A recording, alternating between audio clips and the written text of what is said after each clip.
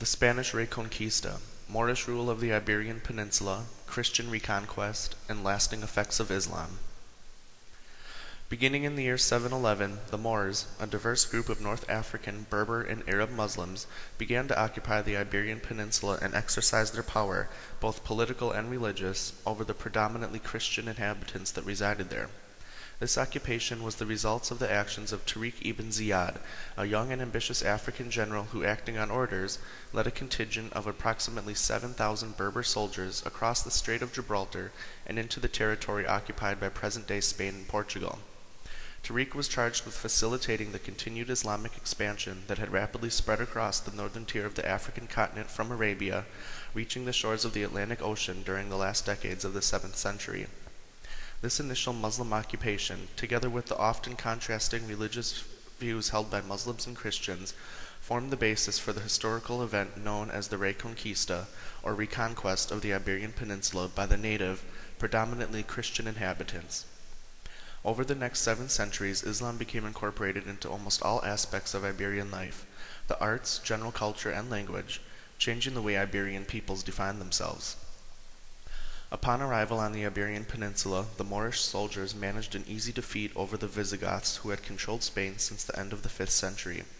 The Visigoth kingdom of Hispania was no match for the large number of unexpected soldiers led by General Ziyad, and as a result, the kingdom eventually fell at the hands of the Moors.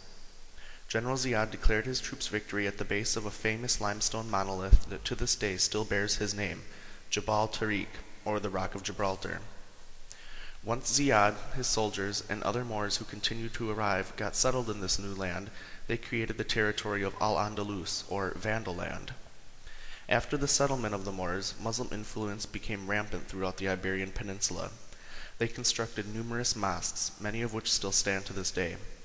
The most grandiose of all was the mosque at Cordoba, the capital of the Spanish Muslim dynasty of the Umayyads. Founded in 785 CE, this mosque was added to and expanded over a period of about 200 years, eventually making it the 3rd largest structure in the Islamic world. Before the construction of the mosque, the site had been occupied by a Christian church that was dedicated to St. Vincent and had been built and used by the Visigoths from around 500 CE to the time of the Muslim occupation and conversion. Being such an important place of worship, the mosque at Cordoba was the primary location for prayers made by the Muslim inhabitants. As followers of Islam, the Moors and those Christians who eventually converted to Islam were required to pray 5 times per day. This continuous cycle of prayer is known as salata, meaning prayer in Arabic. The 5 daily prayers were, and continue to be, performed in the morning, noon, mid-afternoon, evening, and night. This practice is in sharp contrast to traditional Christian beliefs regarding prayer. A strict prayer schedule is not usually recognized in Christianity. However, certain occasions often warrant prayer. Such instances may include worship before indulging in a meal, blessings of well-being, and upon the birth, baptism, or death of an individual. Meanwhile, with the ever-expanding influence of the Moorish, those who were devout Christians and refused to convert to Islam began to resist the Muslim advances that were being made throughout the peninsula. The Christians needed some sort of stimulant to promote a Christian war against Islam, and they got it during the mid-9th century with the discovery of bones alleged to be those of the apostle St. James the Greater. According to a tradition, St. James had preached Christianity in Spain and was contributed with the widespread belief in Christianity as the primary, accepted, and practiced religion.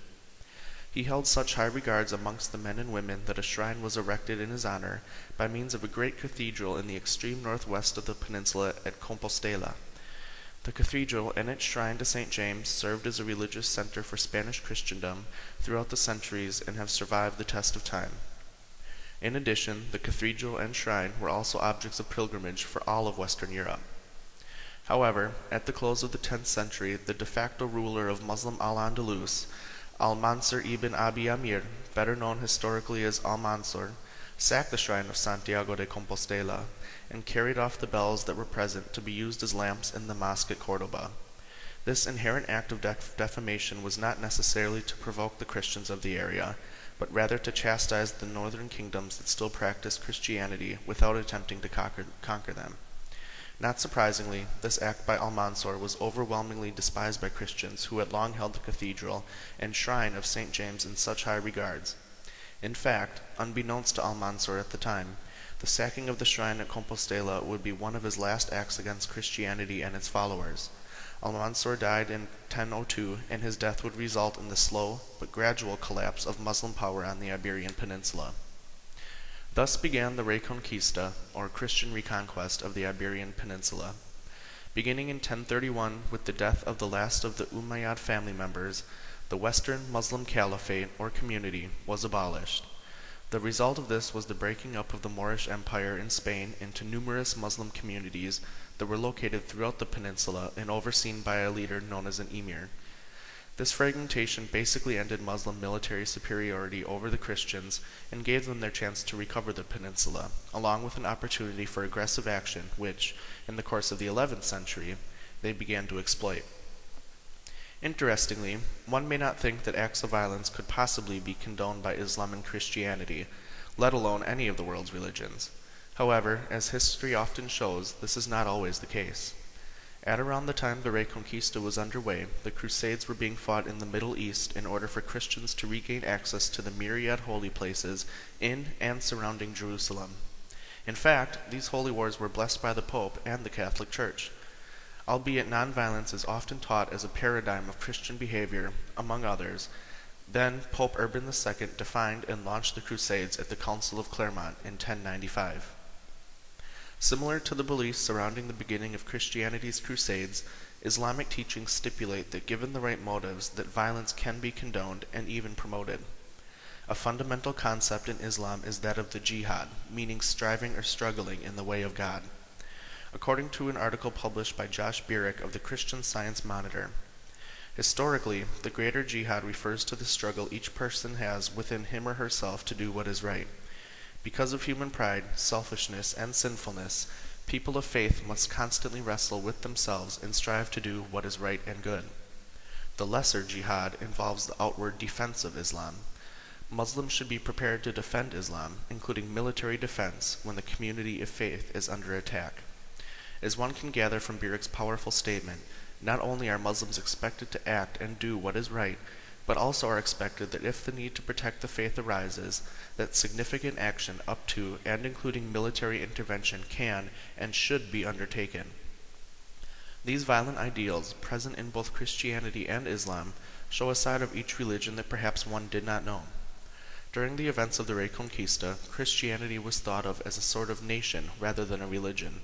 As one would imagine, a nation invaded will almost certainly fight back. A religion in jeopardy is justification for forceful retaliation. Meanwhile, the Reconquista was about to make its first major advance with the capture of the city of Toledo, the capital of the ancient Visigoth kingdom. This stunning feat was made possible by the unwavering leadership of Alfonso VI, son of Ferdinand I. By the time his reign had begun in 1072, significant advances were being made, conquering what was left of the petty Muslim emirates that spotted the countryside. The capture of Toledo in 1085 made Toledo a Christian center once again. In response, Pope Gregory VII revived the old archbishop, and Toledo's new archbishop was declared primate, or archbishop over numerous ecclesiastical provinces. As stated above, this was the first fundamental event of the Reconquista. Success inspired Christians across all of Spain. That, along with Alfonso's unwavering objective to eventually rid his kingdom of Muslims and create a unified Spanish Christian kingdom, put the Reconquista in full swing. The next few centuries were a period during which Muslim power in Spain gradually deteriorated. By the 12th century, the political and religious geography of the Iberian Peninsula had changed radically from that of the 10th and 11th centuries. In the 15th century, Muslim rule in Al-Andalus collapsed completely. The Muslim defeat in Spain was paralleled by an increase in the strength and power of the Christians. Finally, after centuries of Moorish rule and religious intolerance, the Spaniards succeeded in ousting the Muslims when they captured the city of Granada in 1492. The last Muslim ruler in Iberia, Emir Muhammad XII, surrendered complete control of the Emirate of Granada to Ferdinand II and Isabella I, Los Reyes Católicos, or the Catholic monarchs. The surrender of Granada to the new, soon-to-be infamous monarchs ended the Spanish Reconquista of Al-Andalus and marked a new period in Spanish history, one full of great exploration, cultural triumphs, and unimaginable persecution, extradition, and extermination. Though often considered the creators of modern Spain, Ferdinand and Isabella led their kingdom, united by their marriage in 1469, into the Inquisition. It was a period intended to maintain Catholic orthodoxy in their kingdoms by requiring that Muslims and Jews either convert to Christianity, specifically Catholicism, or leave the country. Curiously, the initial period was characterized by seemingly liberal actions. The conquered Muslims were left in possession of their property and allowed to enjoy their own laws, customs, and most interesting of all, their religion. However, these terms were allowed for only a few years, that is, until the harsh overseeing of Inquisitor General Tomás de Torquemada. A Dominican friar, later cardinal, Torquemada is one of the most infamous figures of the Spanish Inquisition. As the go-to man for Ferdinand and Isabella early in their reign, he ruthlessly fought to bring to justice all those Muslims and Jews who did not or would not convert to Christianity or leave the country. Those who remained, according to Torquemada, pretended to be Christian. But Torquemada brought Queen Isabella to see all the disguised Christians as men whose positions should be confiscated and whose lives should be made to forfeit. It has been said that for 14 years under Torquemada, more than 80,000 men were tried, and that he personally had 5,000 or 6,000 of them burned, often in celebratory fashion. Clearly, such actions that would currently be called genocide are in harsh contrast to the basic fundamental teachings of Christianity, the commandments. As most Christians could recall, the sixth commandment clearly states that thou shalt not murder. To do so would be breaking the commandment, the holy word of God himself. It is interesting to think that a proclaimed Christian, a future cardinal in the Holy See, would be capable of incurring such a deadly wrath against his fellow men. No doubt Torquemada and the Inquisition he had led hold a unique place in the history of Spain and in the Christian community of which he belonged. As one could possibly infer, the nearly 800-year occupation of the Iberian Peninsula by the Moors had immense impacts on the Spanish Christian society that occupied it. Some of these effects remain even to this day, primarily in local architecture. Many mosques still stand, although most have been renovated to serve as cathedrals and other Christian places of worship. The modern Muslim population of Spain is estimated at about 2.3%, or 1 million individuals. This figure is generally low when compared to the rest of Europe, logically explained by the events of the Inquisition. However, the state recognizes Islam and affords it a number of privileges, including the teaching of Islam in schools and the observance of religious holidays. Upon final analysis, one may say that the history of the Iberian Peninsula from the 8th century through the 16th century was troubled, to say the least. It was a period of invasion, religious intolerance, violence, a time when religious beliefs were pushed to their limits and often exceeded. There was conquest, resentment, and intolerance, followed by reconquest, re-establishment, and above all, the laying down of foundations that set the precedent for the development of a truly unified, overwhelmingly Christian Spanish country.